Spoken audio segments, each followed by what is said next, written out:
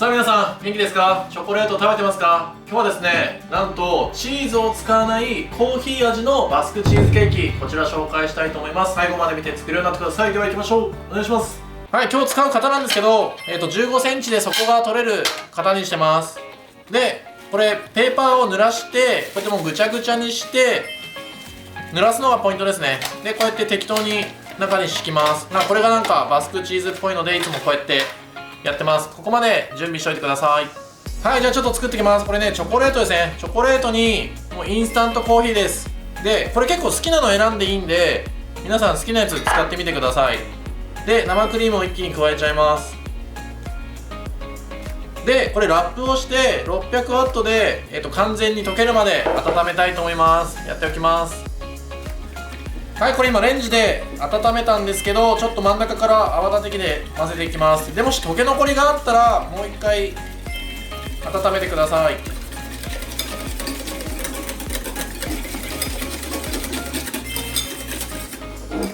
こんな感じです。完全に溶けてあったかい状態になってれば大丈夫です。ここまで準備お願いします。はい、これヨーグルトですね。今回ヨーグルトをしっかり溶いて、でお砂糖入れます。今回きび糖にしてます。で、チーズの代わりにヨーグルトとこのきび糖で、クリームチーズを作ってるような感じですね。クリームチーズの味わいです。で、あとはチョコレートで今回作るんで、クリームチーズが入ると油っぽくなっちゃうので、ヨーグルトが入る方が美味しいと思います。で、ここに卵を入れちゃいます。で、卵の卵黄には水分と油分、油分を混ぜる効果があるので、ここでしっかり混ぜておくと滑らかなチーズケーキが焼けます。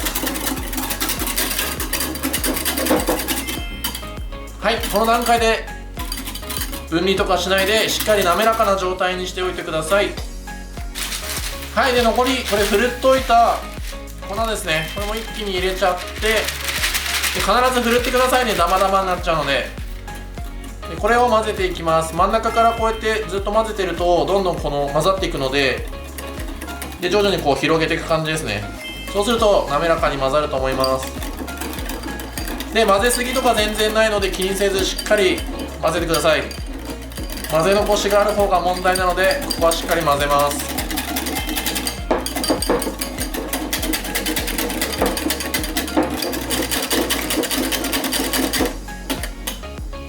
はい、こんな感じですね。ちょっとだけとろっとしてる感じはあるんですけど、滑らかな状態です。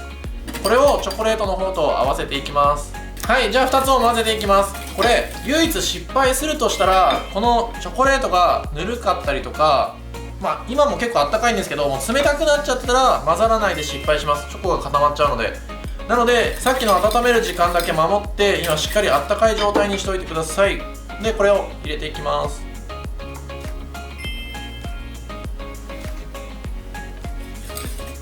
これ真ん中からこうやってしっかり混ぜていってください。で、2つとも硬さが一緒なので綺麗に混ざっていくと思います。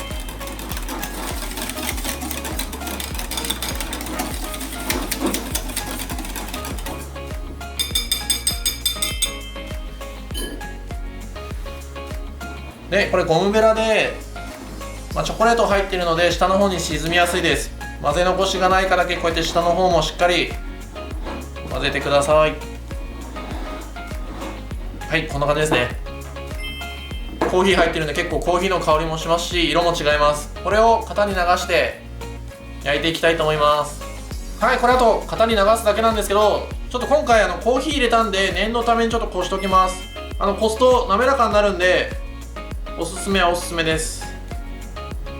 はい、じゃあこれで焼いていきたいと思います。さあ焼けました。いい感じです。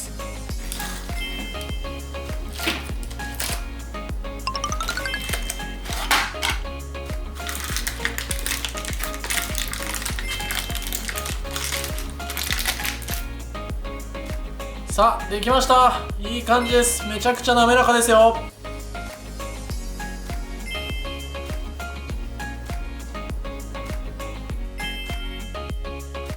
さあ最後までありがとうございます。ちょっとね食べてみたいと思います。柔らかい。うまい。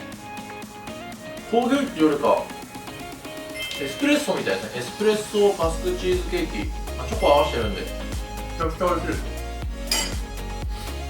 さあこれポイントのおさらいですね。これポイントはチョコレートをレンジで温めたと思うんですけど、あれ必ずしっかり温めてください。で温かいうちに混ぜて焼かないと滑らかにならないので、そこが1個ポイントです。あとはこれ焼けて結構ちょっとこうぷっくり膨らむと思うんですけど、膨らんで粗熱取ってしっかり冷やしてからじゃないと美味しくないので、必ず冷やしてください。こう冷やすことによってこう目がギュッと詰まってこの部分滑らかになるので、皆さん焼けてすぐ食べたくても食べちゃうとちょっと滑らかさが足りないので、ぜひそこはやってみてください。もうポイントはそれだけです。今回も最後までありがとうございます。コメント、チャンネル登録いつもありがとうございます。また今回もお願いします。また皆さんに会えるのを楽しみにしております。また会いましょう。さよなら。